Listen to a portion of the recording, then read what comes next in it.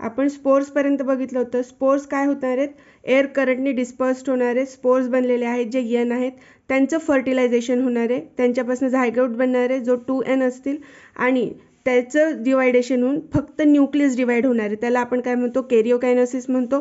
आणि नुसतंच डिवायडेशन होणार आहे पण सायटोप्लाझम डिवाइड होणार नाही, त्याच्यामुळे त्याच्यामध्ये मल्टी न्यूक्लिएटेड कंडिशन तयार होणार आहे जी 2n असणार आहे.